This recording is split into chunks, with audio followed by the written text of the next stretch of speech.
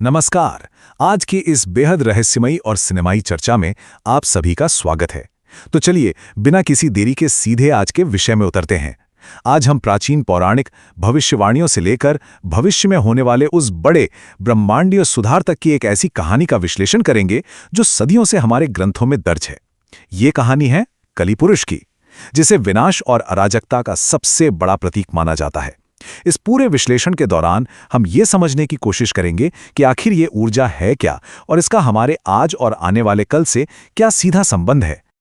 अब जरा सोचिए, क्या ऐसा हो सकता है कि प्राचीन ग्रंथों में जिस दानव को कलह और विनाश का कारण बताया गया था, वो आज हमारे डिजिटल इको चैम्बर्स और सोशल मीडिया की बहसों में छिपी हुई कड़वाहट के रूप में मौजूद हो? क्या यही वो प्राचीन ऊर्जा है जो आज समाज में इतना विभाजन पैदा कर रही है? खासकर आज के युवाओं के लिए, जो लगातार इस डिजिटल शोर शराबे से घिरे रहते हैं, इस सवाल का जवाब ढूंढना बहुत जरूरी है। लेकिन वहां तक पहुंचने से पहले हमें कली की जड़ों को समझना होगा। तो चलिए शुरू करते हैं। खंड 1, प्राचीन अंधकार। कली की उत्पत्ति का पहला सुराग हमें सीधे समुद्र मंथन की उस महान घटना से मिलता है। आपको याद होगा, जब भगवान शिव ने दुनिया को बचाने के लिए हलाहल विष पिया था, तो बताया जाता है कि जो थोड़ा सा विष बच गया था ना, उसी से कली के शरीर का निर्माण हुआ। इसके अलावा कल्कि पुराण के अनुसार ब्रह्मांड के प्रलय को और तेज करने के लिए कली और उसके जैसे कई असुरों ने भगवान ब्रह्मा की पीठ से जन्म लिया था।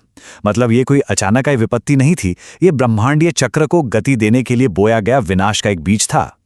अगर आप कली के परिवार को देखें तो ये बहुत ही दिलचस्प है। क्रोध उसका पिता है, अधर्म परदादा है और हिंसा उसकी बहन है। अब ये सिर्फ कोई पुरानी वंशावली नहीं है, बल्कि अगर आप ध्यान दें तो ये उन सटीक विनाशकारी भावनाओं का एक पूरा नक्शा है जिनसे आज हर इंसान संघर्ष कर रहा है। क्रोध, अनैतिकता, क्रूरता, यही वो चीजें हैं जो किसी भी सभ्यता को अंदर से खोखला कर देती हैं।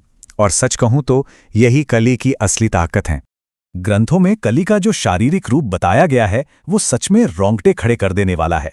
वो कोयले जैसे काले धुएं के रंग का है, जिससे एक असहनीय दुर्गंध आती है। उसका चेहरा कुत्ते जैसा और कान बेहद नुकीले हैं। पीठ पर 2 लाल पंख हैं और वो हमेशा सोने के औपचारण पहने रहता है। लेकिन सबसे ध्यान देने वाली बात यह है कि ग्रंथों के मुताबिक वर्तमान में वो इस शारीरिक रूप में नहीं, बल्कि सिर्फ एक अदृश्य नकारात्मक ऊर्जा के रूप में हमारे इर्द गिर्द मौजूद है। आगे बढ़ते हैं दूसरे खंड की ओर, ऐतिहासिक आधार। जब द्वापर युग खत्म हो रहा था और राजा परीक्षित अपने राज्य का दौरा कर रहे थे, तो इतिहास में एक बहुत बड़ी घटना घटी। उन्होंने देखा कि कली एक बैल और गाय पर बहुत क्रूरता से अत्याचार कर रहा है। राजा को इतना गुस्सा आया कि उन्होंने उसे मारने के लिए अपनी तलवार निकाल ली। लेकिन जब कली ने उनसे दया की भीख मांगी, तो राज्य में शांति बनाए रखने के लिए राजा परीक्षित ने उसे केवल 4 खास जगहों पर रहने की इजाजत दी, जहां जुआ खेला जाता हो, शराब पी जाती हो, हिंसा होती हो और जहां सोना हो। इसी ऐतिहासिक कड़ी में एक बहुत ही रोचक सिद्धांत भी जुड़ता है। कुछ मान्यताओं के अनुसार महाभारत के दुर्योधन को कली का ही रूप माना जाता है। दुर्योधन के भीतर जो अथाह ईर्ष्या थी और भगवान कृष्ण के खिलाफ जो बदले की आग थी, वो पूरी तरह से कली के लक्षणों को ही दिखाती है। ये हमें ये भी बताता है कि कैसे कली की ऊर्जा हम इंसानों के मन और हमारे फैसलों पर हावी हो सकती है। अब आते हैं तीसरे खंड पर, आधुनिक प्रतिबिंब। अब इसे आज के नजरिए से देखें।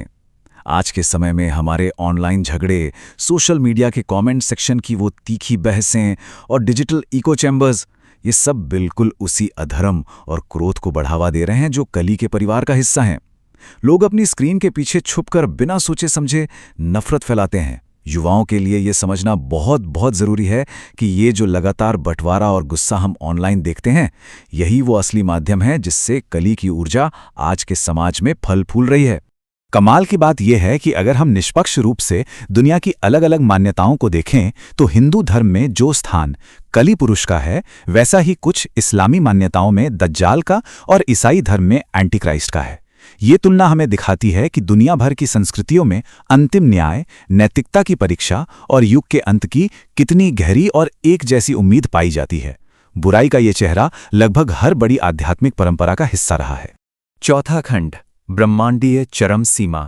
तो जब दुनिया में ये डिजिटल और मानसिक अराजकता अपनी बिल्कुल चरम सीमा पर पहुंच जाएगी, तब क्या होगा? तब एक अंतिम महायुद्ध की नींव रखी जाएगी और इस अंतिम युद्ध में कली अकेला नहीं होगा। शकुनी के वंशज कोक और विकोक नाम के दो अविश्वसनीय रूप से शक्तिशाली जुड़वां दानव उसके साथ होंगे। इनकी सबसे खतरनाक बात यह है कि ये लगभग अमर हैं। ग्रंथों में बताया गया है कि इन्हें हराने का सिर्फ एक ही तरीका है, इन्हें एक दूसरे से अलग करना और फिर ठीक एक ही समय पर मारना। ये कली की सेना के सबसे घातक हथियार होंगे। लेकिन घबराइए मत, अंधकार चाहे कितना भी गहरा क्यों ना हो, संतुलन बनाए रखने की व्यवस्था हमेशा होती है। चिरंजीवी कहलाने वाले 7 प्राचीन अमर योद्धा और संत युगों युगों से इसी धरती पर मौजूद हैं। अश्वत्थामा, महाबली, व्यास, हनुमान, विभीषण, कृपाचार्य और परशुराम।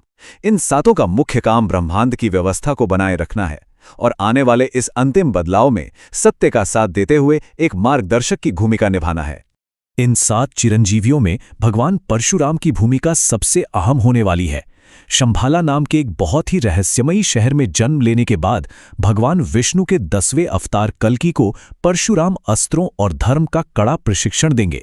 इस ट्रेनिंग के बाद उन्हें देवदत्त नाम का एक उड़ने वाला सफेद घोड़ा और भगवान शिव से एक बेहद शक्तिशाली तलवार मिलेगी। यही वो चीजें हैं जो उन्हें इस अंतिम ब्रह्मांडीय युद्ध के लिए पूरी तरह तैयार करेंगी। तो ये पूरा ब्रह्मांडीय चक्र कुछ इस तरह काम करता है। द्वापर युग के अंत से शुरू होकर कलयुग के चरम तक पहुंचना, और फिर जब अराजकता बिल्कुल असहनीय हो जाएगी तब कल्कि का आगमन होगा। ये कोई छोटी मोटी घटना नहीं होगी, बल्कि ये एक महाविनाश के बाद सतयुग की नई और पवित्र शुरुआत का प्रतीक है। बुराई पूरी तरह मिटेगी और धर्म की फिर से स्थापना होगी। और अब हमारा आखिरी खंड, शांतिपूर्ण समाधान। इन सभी स्रोतों से हमें जो सबसे गहरी दार्शनिक सीख मिलती है वो शायद ये है कि कली पुरुष का ये अंधकार और ये अराजकता वास्तव में एक बहुत ही जरूरी संक्रमण काल है। मतलब बिना इस गहरे अंधकार के सतयुग की वो शानदार और निर्मल सुबह आ ही नहीं सकती। एक नई, शुद्ध और आध्यात्मिक दुनिया बनाने के लिए पुरानी और भ्रष्ट हो चुकी व्यवस्था को पूरी तरह से मिटाना जरूरी होता है। तो अब एक बड़ा सवाल उठता है, इस कलयुग के बीच रहते हुए हमें क्या करना चाहिए? आध्यात्मिक परंपराएं हमें एक बहुत ही प्रैक्टिकल सलाह देती हैं, आंतरिक तटस्थता यानी न्यूट्रल रहना। आज के समय में जब इंटरनेट पर हर जगह उकसाने वाले विवाद और डिजिटल जाल बिछे हुए हैं, तब अपनी मानसिक शांति बनाए रखना ही हमारा सबसे बड़ा हथियार है। इन फालतू के ऑनलाइन विवादों में न उलझना और खुद को शांत रखना ही कली के प्रभाव से बचने का सबसे अच्छा तरीका है। इसके साथ ही सभी धर्मों के प्रति सम्मान की भावना रखना भी उतना ही जरूरी है। याद रखिए, इंटरनेट पर होने वाली नफरत भरी बहसें वास्तव में उसी नकारात्मक ऊर्जा को खाना खिलाती हैं। सभी के साथ नैतिक एकता बनाकर और इन व्यर्थ के विवादों से खुद को दूर रखकर हम इस ब्रह्मांडीय व्यवस्था में एक बहुत ही सकारात्मक और शांत योगदान दे सकते हैं। और अब अंत में सोचने के लिए एक बहुत ही महत्वपूर्ण सवाल। आज हमने जो भी जाना उसके आधार पर जरा सोचिए, क्या हम आधुनिक समय की इस डिजिटल अराजकता और क्रोध का हिस्सा बनेंगे या फिर अपनी आंतरिक शांति और नैतिकता को बचाए रखकर उस आने वाले सत्य और प्रकाश के युग का रास्ता तैयार करेंगे? याद रखिए, ये चुनाव हम सबका सामूहिक है। आज के इस विश्लेषण में बस इतना ही। सीखते रहें, शांत रहें और सुरक्षित रहें।